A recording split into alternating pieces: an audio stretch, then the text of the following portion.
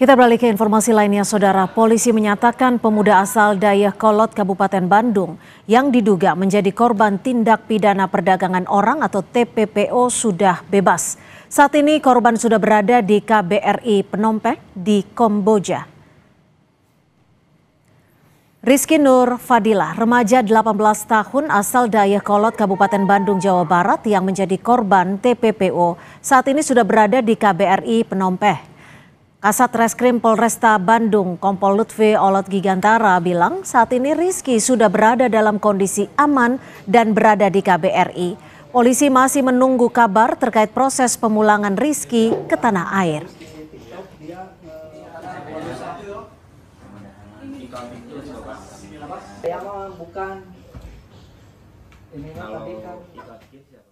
Dari KBRI Kamboja yang ada di Phnom Penh bahwa korban saudara Rizky saat ini sudah berada di KBRI Phnom Penh yang mana masih dilakukan pemeriksaan.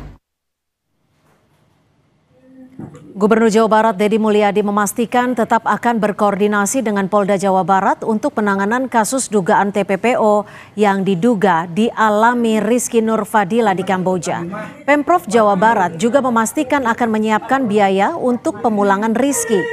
Deddy mengimbau siapapun untuk tetap waspada jika mendapat iming-iming bekerja di luar negeri. Pemerintah Provinsi Jawa Barat tetap mengambil keputusan untuk berkoordinasi dengan Polda Jabar dan KBRI. Apabila memang ingin kembali, kami akan mengembalikannya dan kami menyiapkan biaya untuk pemulangannya. Untuk itu, pada siapapun untuk berhati-hati ketika akan bekerja di luar negeri yang dijanjikan atau diiming-imingi sesuatu yang pada akhirnya menjadi derita dan menjadi kesulitan bagi banyak orang. Untuk itu, kami akan segera bergerak. Kapolda Jawa Barat, Irjen Rudi Setiawan mempersilahkan siapapun melapor jika ada dugaan tindak pidana perdagangan orang atau TPPO. Kapolda Jabar bilang pihaknya segera merespon dan menindaklanjuti setiap laporan yang masuk. Kapolda menambahkan ada sejumlah lembaga terkait yang akan membantu proses penanganan laporan atas kasus TPPO. Ada peristiwa yang merupakan tindak pidana perdagangan orang, silakan untuk mengadu ke kami, ya, nggak usah formal-formal, lisan saja, ini cukup kami respon. Kita juga punya lembaga-lembaga lain juga pasti akan merespon semua keluhan atau dugaan adanya perdagangan. Nanti kami tindak lanjuti ya.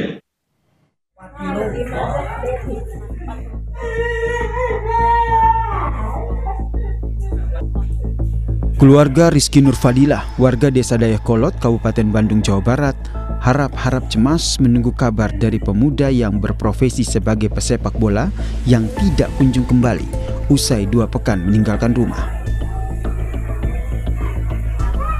Keluarga mendapat kabar bahwa ia dibawa ke Kamboja. Padahal, keluarga mengaku mendapat kabar bahwa Rizky semula meninggalkan rumah untuk seleksi masuk klub sepak bola di Pulau Sumatera. Kabar bahwa dia ke Kamboja pun menimbulkan dugaan bahwa Rizky menjadi korban penipuan sindikat tindak pidana perdagangan orang. Dia bilang ke ibunya udah ada di Kamboja.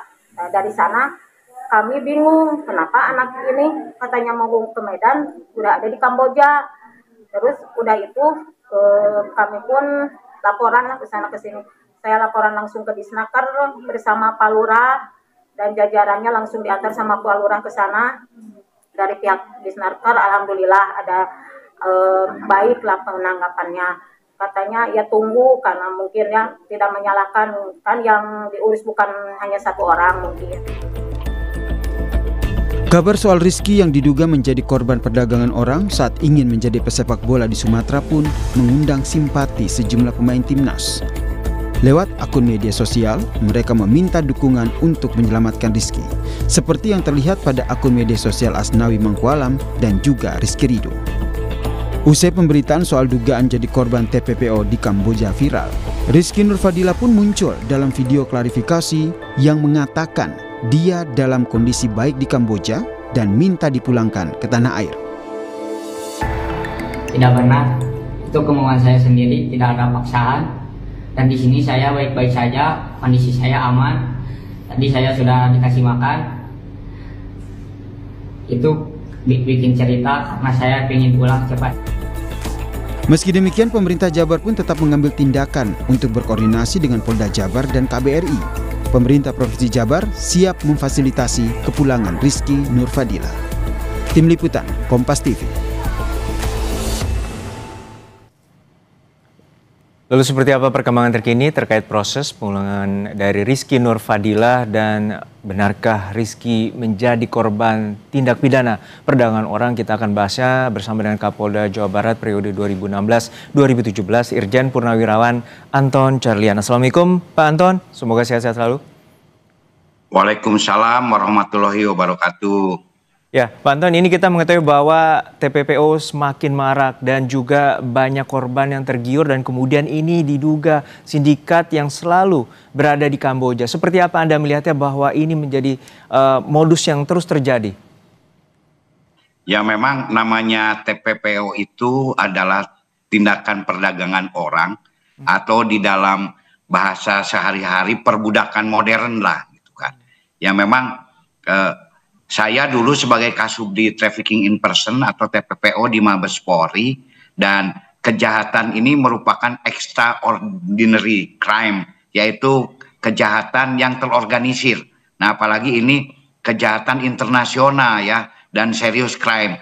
International ordinary crime itu kenapa? Karena lintas negara gitu kan. Dan memang modusnya itu pasti dengan manipulatif. Penipuan dengan cara merekrut, kemudian mengirim ke tempat pekerjaan, dan biasanya ada persinggahan juga di sini. Tadi sebelum ke Kamboja ada di Malaysia dengan iming-iming kan mau menjadikan seorang atlet gitu kan, pelatihan di Persatuan Sepak Bola Medan, tetapi kenyataannya bukan, dengan pasti dengan gaji yang besar.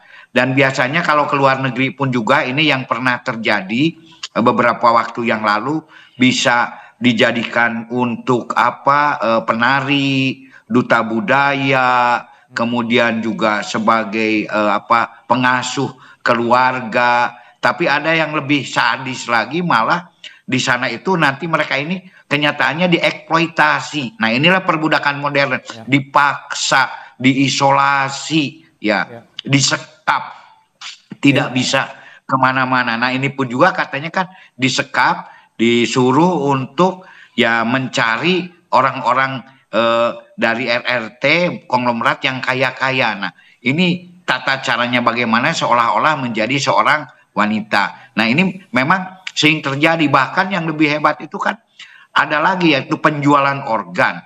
Penjualan organ pun juga ini pernah terjadi dulu, yaitu organnya itu dijual ke negeri-negeri ya maju seperti ke RRT, ke Jepang, ke Korea dan lain-lain. Ya. Bahkan namun kalau tampak ada modus terbaru di sini ya Pak Anton, bahwa sebelumnya bahwa ada modus baru gitu kan.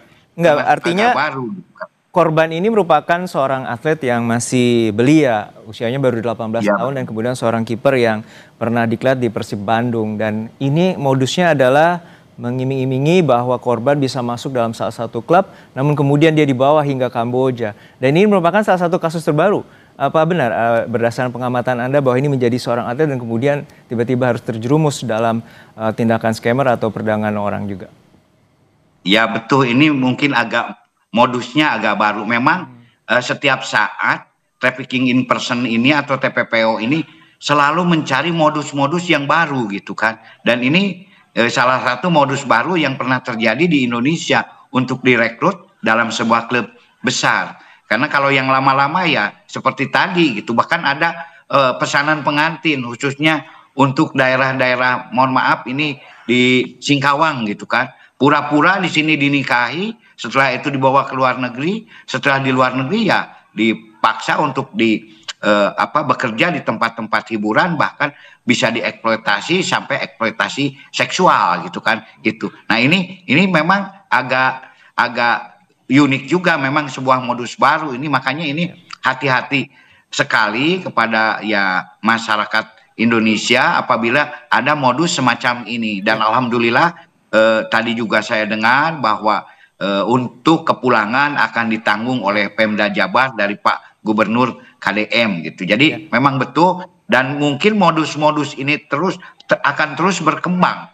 Apa saja, tapi yang paling utama di sini begitu sampai ke tempat tujuan itu diisolasi dan dieksploitasi gitu. Terakhir Pak, untuk saat ini sebenarnya pengawasannya seperti apa, dan tampaknya masuknya melalui media sosial atau dunia maya. Lalu seperti apa pengawasan yang harus diwaspadai dan tindakan oleh pemerintah untuk mencegah hal ini bisa tidak terjadi lagi?